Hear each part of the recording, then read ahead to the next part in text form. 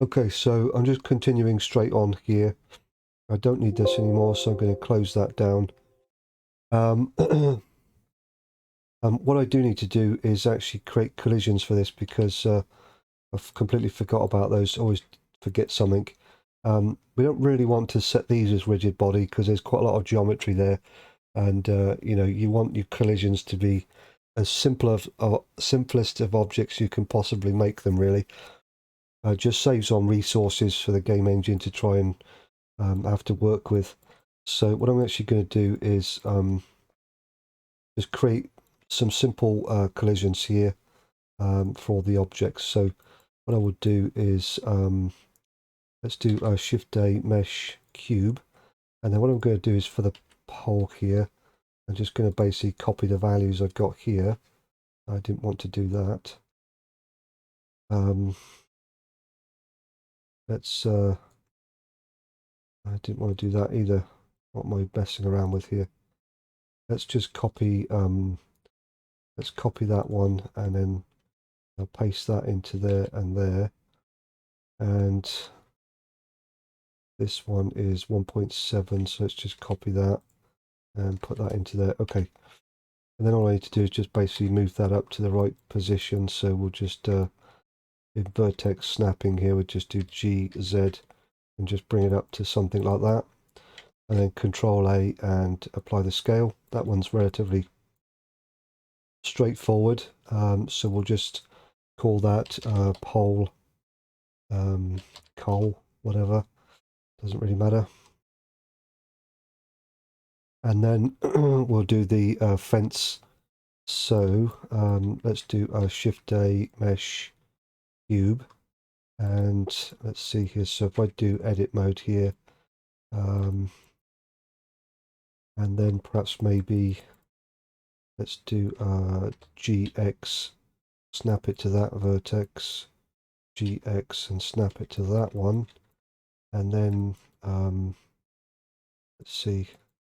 Let's hide the. Can I hide the pole and the pole collision? There we go. Let's take this one then, and then do GY, snap that to there, and then do GY, snap that to there. Then perhaps maybe this one here, I'm just going to set to 0, like so. And this top face here, I'm just going to do go away, GZ, and just bring it up to here. Okay, so let's do scale on that one. This one's going to be panel. No, we don't need this underscore. Oh, okay. So let's see. Let's bring that back and that back. Right, so this one then I'm just going to reset the origin to the 3D cursor, and this one I think is already there anyway, but that's all good. Right, so we've got all of those set up correctly now. That's fine. Then all I'm going to do is just give this a material, and we'll just call this coal underscore matte, whatever. Again, for that, it doesn't matter too much what you call it. So that'll be fine. And actually, while I'm here, let me just make sure that that is done. There we go. So I'm just going to do this and this, and we'll export those out. So I'm just going to basically highlight both of those, and we'll just come into here and just do all, whatever. Let's go to here and set the i3D, and then just export those out. Okay, so if I open this up, what we're going to do here is set up the hierarchy correctly. And this is important because things just won't work if you don't have it set up right. So we're going to do, let's do that, Control D to make a duplication of that one. And then my pole is going to go into here.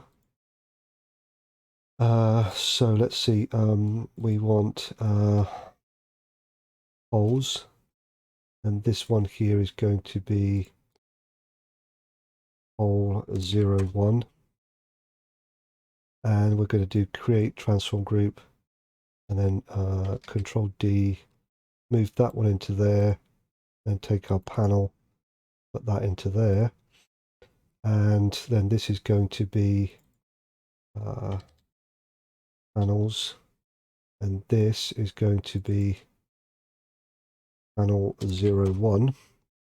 Let's move the camera down. Okay, so that should be that. And then we need to put in our collisions. Now, the way that this is set up is really important. And if you're not sure, always just go back into the installation, Placeables, the game installation, Lizard, and have a look at one of the in-game ones. They're there, for you to kind of reference and make sure that you're setting everything up correctly. So if I open this one up, you can see I haven't got gates, so I don't need to worry about that. So you can see I've got poles, then pole 01.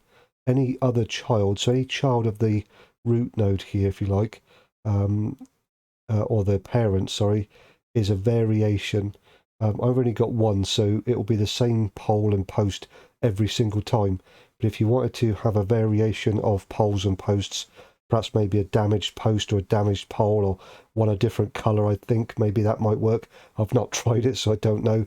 But yeah, so you could have a different variation of whatever you wanted to do, but that's a whole nother game altogether as well. So and the gates as well, they require a lot more work with the triggers to be set up correctly and all that sort of stuff, which is why I'm just doing the fence here. But hopefully doing the fence and showing you how all that works will give you an idea of how to set up everything and work from there. So when you go to here, look at how the collisions are. So the collision is above the visual, and that's really important. If you put it the other way around, I found that it doesn't work correctly. It falls over on its side, and I don't know why that is, but it just doesn't. So the collision needs to be above the visual. Okay, so that's really important.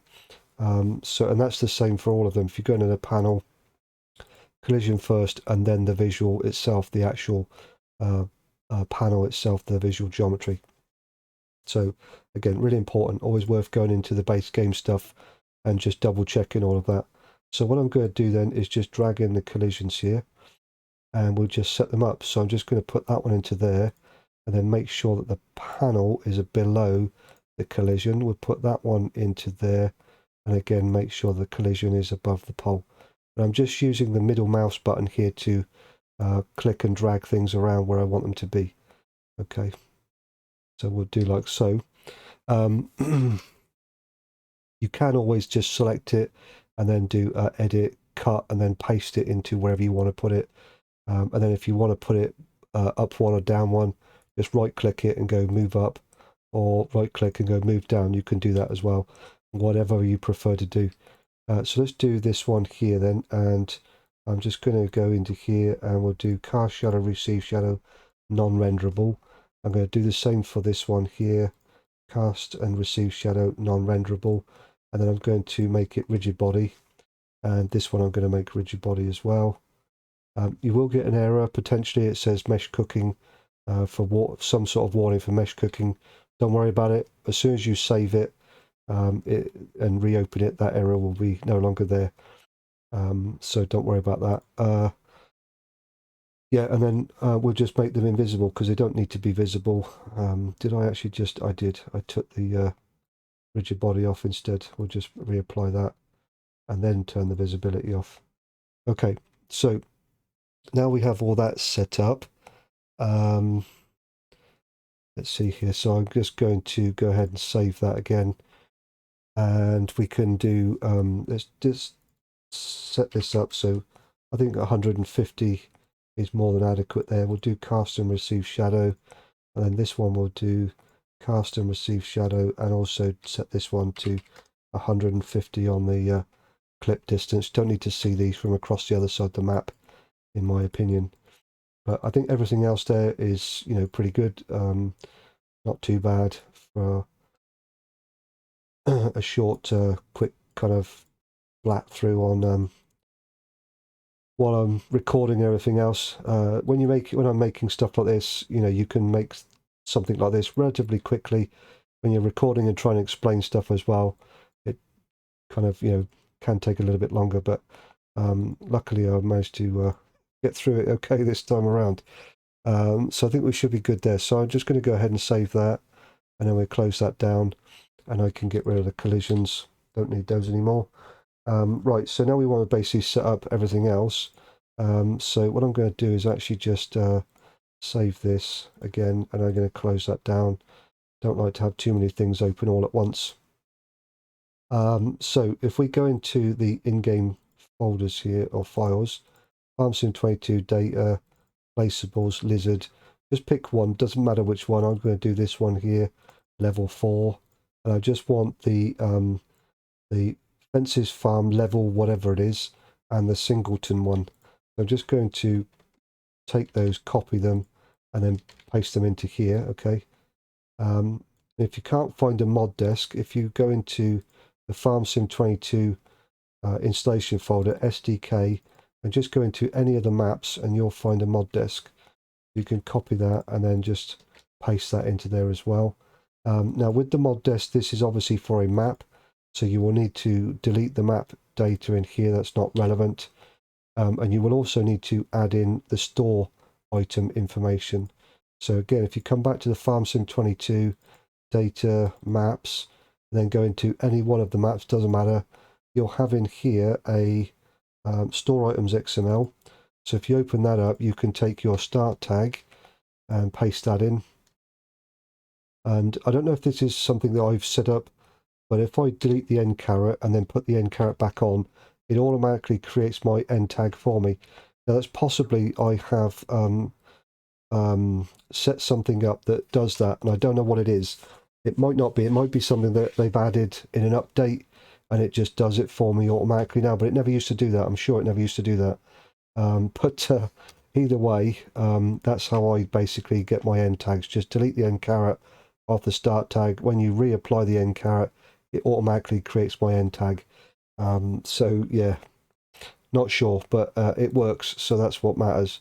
So I'm just going to take a line for the store item here and paste that into there a couple times, and then we'll just set those up. I don't need that anymore, so I can get rid of it, and I don't need that anymore. Okay. And we can also delete that one. Will that delete for me? Delete. There we go. Perfect. Put your name in as the author. So we'll just do. I can't spell my own name. There we go. So then what we need to do is decide what we're going to call these. Now, what I'm just going to call these is something really simple and not very imaginative. I'm just going to call it Fences Farm Custom. Okay, so call that whatever you want to call that. Let's copy that, and then I'm just going to come over to this one, and from there I'm just going to paste that in. So it's Fences Farm Custom Singleton. Okay, so what I'm going to do is just basically take the whole thing from there, and then in here I'm going to override this one like so, and then I'm going to do the same with this one, and then just delete the singleton part at the end here. Okay, like so. Perfect. You need to have both of those XMLs in your store items, because otherwise things won't work. Generally, I think, again, this is an opinion, if it has store data in the XML for the placeable, which both of these do, then it needs to go in your mod desk. If there was no store data in here and it was being loaded, because this here is also being loaded directly from within the XML, this one here, but because it has store data in it, it also needs to be loaded from the mod desk.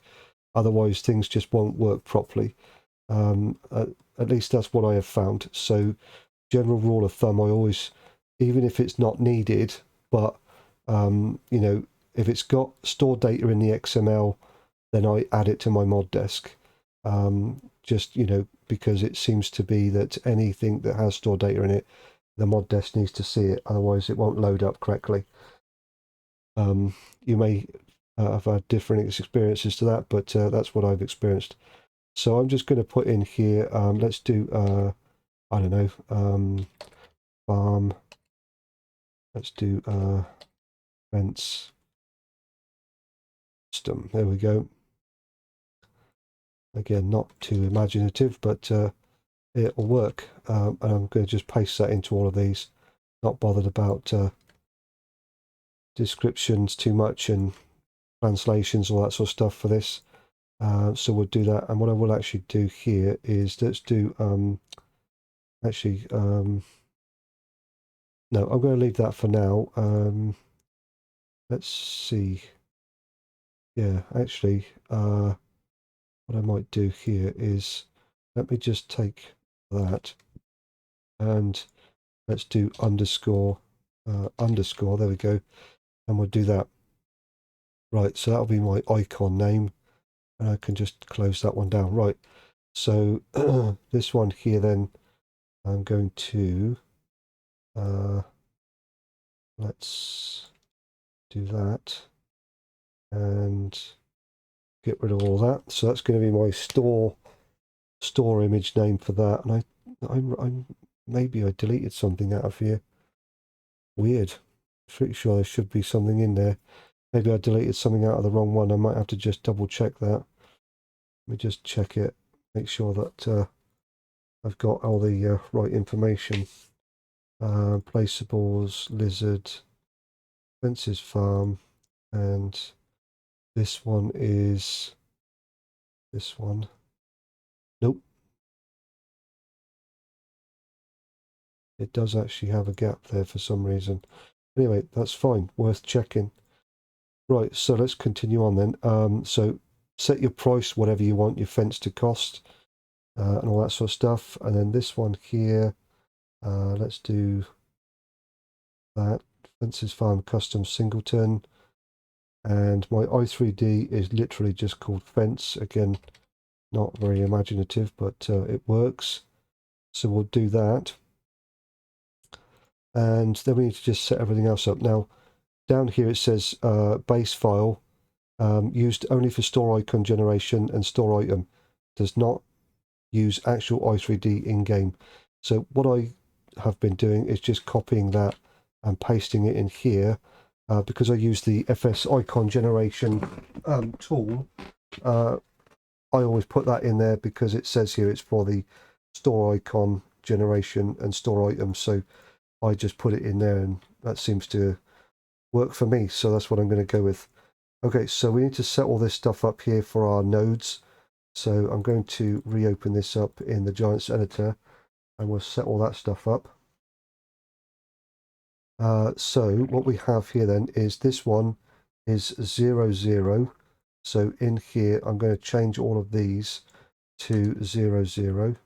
So we'll just basically take that, then put that into there, and that one into there. If you remember in the original, where this originally came from, it had variations of poles and panels, so they were all different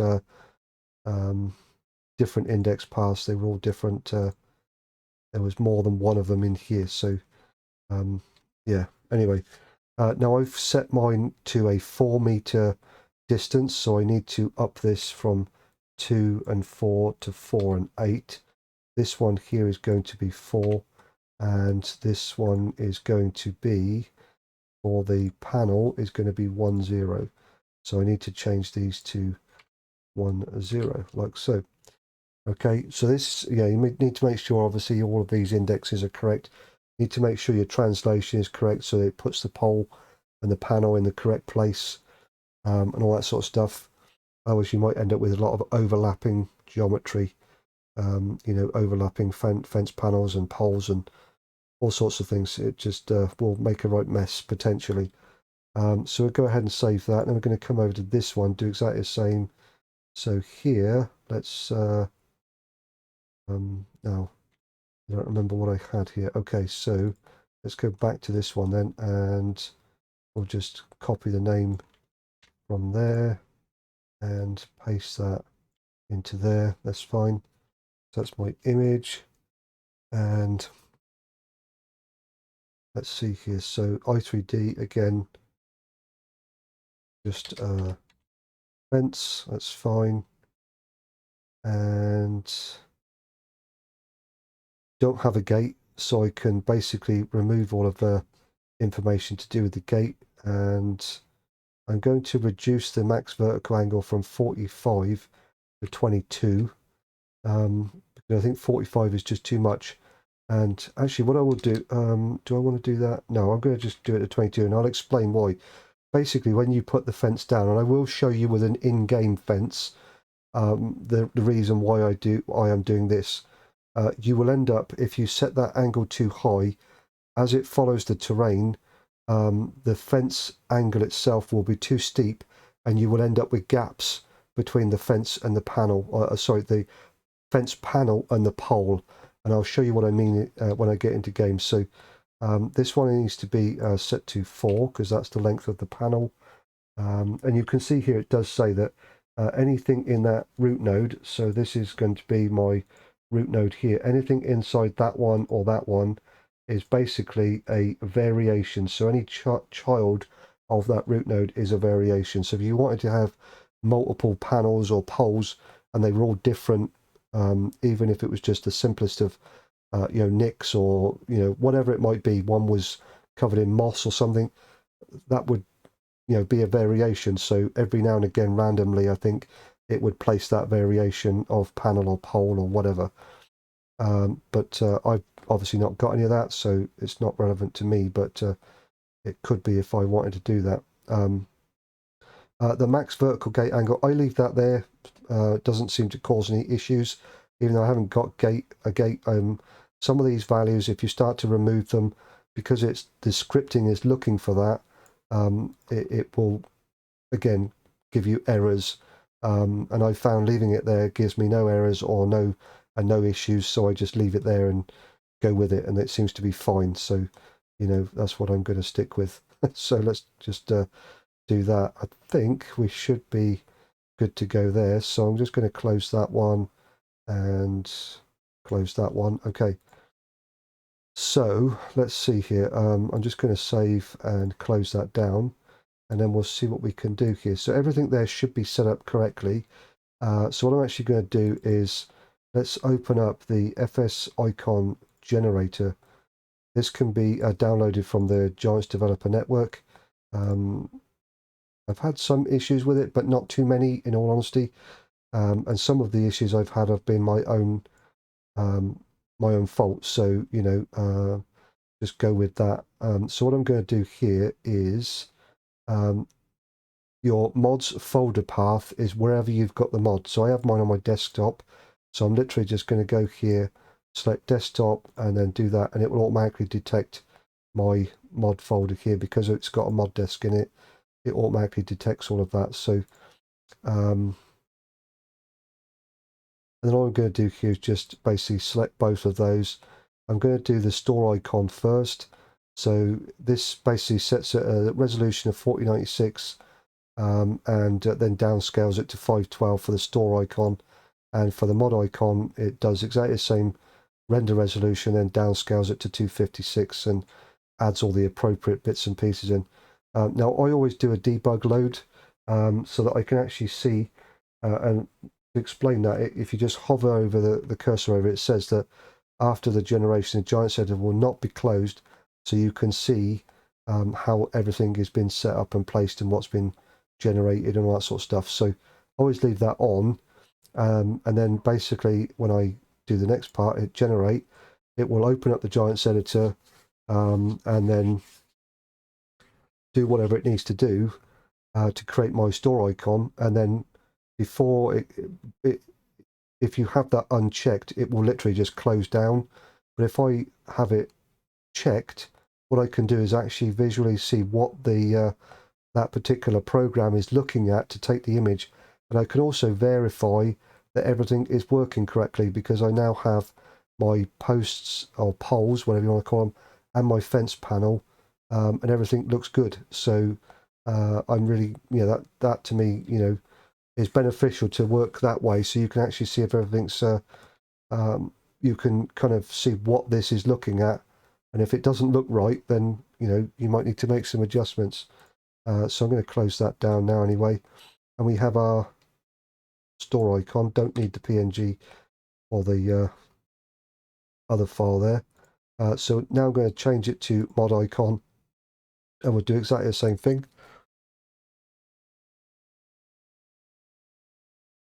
And we'll create that as well. And there we go. So perfect. And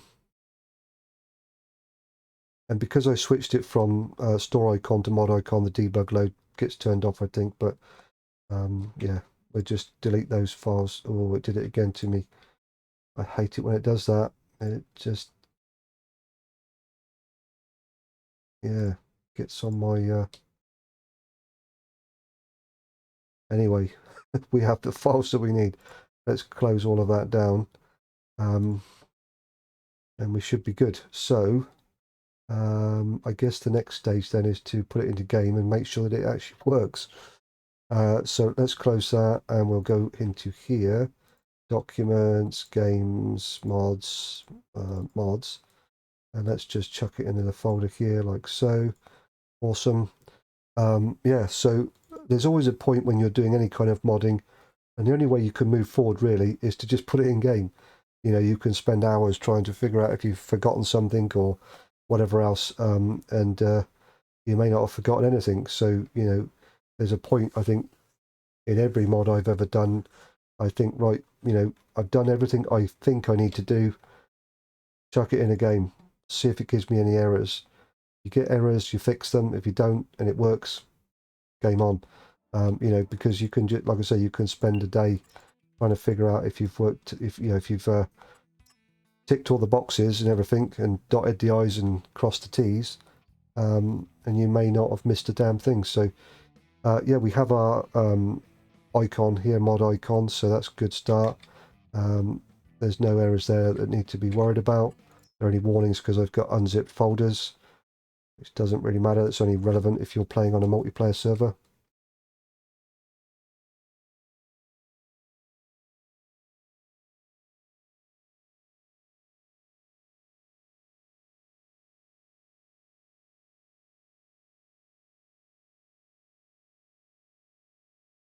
So hopefully when I get this loaded up, we should end up with some fences, or a fence at least.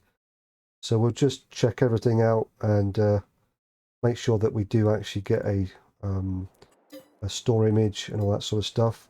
So P for the store, and then construction, decoration, scroll all the way to the end, which is where your new custom one is going to be. And we do actually have a store icon, image, whatever. And this is actually not working, so we have an error somewhere. So, and like I said before, this is where you have to get it into game. You know, if you're not, you've looked at everything and everything looks right, put it in game, and the game will certainly tell you very quickly if you haven't got it right. And I think what's going on here is I need to change that to 0 and that to 1. And that now should work correctly. Just going to verify that. And this is the root nodes. Because I don't have gates in this particular setup, the gates would normally be 0, but in this case the root node for poles is 0 and the root node for panels is 1. So 0 and 1, and I forgot to do that bit. So yeah, I did forget to do something, just couldn't think what it was. You know, the game will always let you know if it's not going to work. It'll give you an error pretty quickly. So we'll just quickly load this back up again, and this time we should be good. So yeah, hopefully what I've shown in the video, in the couple of videos I've done here, you know, what needs to be done to set it all up. You know, your vertex painting is, and your second UV map, they are the key components to make sure that it all kind of works correctly. So let's go decoration, and there we go. Okay, so now we've just got a single post, or pole, which is good. And we click and drag, and we have our fence. Awesome. So let's do that, and then we'll come out of that and have a look at it, and there we go. We've now got our fence all set up. Perfect. Looks good. Okay, so you know, that's pretty much We do that. And I always like to just find a sloped area and test it out. This piece here is fairly sloped. I'm just going to click and then just drag up somewhere to about there. And we'll just have a look at, see what that looks like. And yeah, I think that looks okay. Always worth just checking your post. That's why I have that little bit underneath, drag it down for margin of error so you don't end up with floating post. That may not be necessary, but it doesn't hurt to have it there in my opinion. So it's always, you know, why not have it there just to save a lot of headache after the fact. So yeah, I think that looks pretty good. I'm good with that. When we test our collisions, the collisions are working. I can't run through it or whatever. So that's good. Liking it. And we can stand on top of it. So that's good. Collisions are all working. Fantastic. Now I'm going to just show you very quickly here. If I go back into here, what the issue I found, if you set that value too high, when you put down one of the others, and I forget which one it was I was playing around with. Was it, let's see,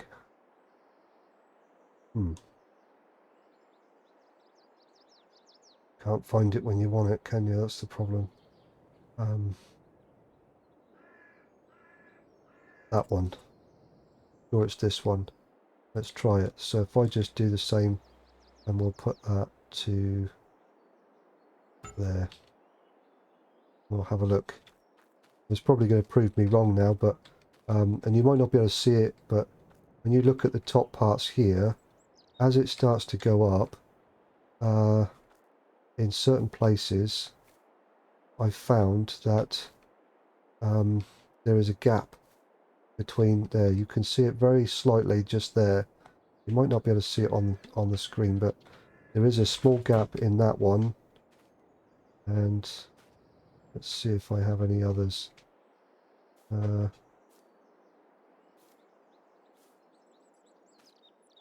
Might be, yeah, there's a small gap in that one as well. Can you see that gap there? I think that shows up on the thing. So there's a very small gap there as well. And that's that max vertical angle or whatever it was called. If you set that too high, you get this basically, where you have a gap between the fence and the other part. I think there might be another one just in there as well. There, that's quite a largish gap actually. That one's got a pretty big gap between the fence post or pole and the fence panel. And lowering that value down will prevent that from happening, but you might find that by lowering that value on certain terrain, you won't be able to place the fence because it will be greater than the angle will be able to cope with. So it's up to you. You either have a gap or you don't place the fence. So that's something you would have to experiment with to find a you know, a balance that's going to work for you. So yeah, that's something you'd have to customize to your liking basically. But we have everything there. We have a fence in game, placed down, no errors, which is always a good thing. And in my case, no gaps. But that's kind of, you know, a bit trial and error, if that's even a word. You just have to kind of play around with those figures to get about that balance, because as I say, you know, you either have the fence with the gap, or potentially the game will say, no, you just can't place it there because the max angle is too steep. And you might potentially have to smooth the terrain out to make it work. But, you know, at the end of the day, we have the tools in the game to do that. So that's not really a big deal, in my opinion, either. You can always go into the landscaping tool and smooth the terrain out to make the fence fit if you need to.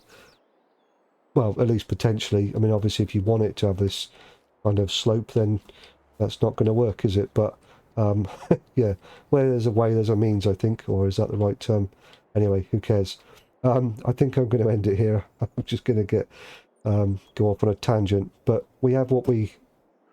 Well, I have what I set out to create, so that makes me happy. I'm Shy Wizard. Thanks very much for watching. I'll catch you on the next one.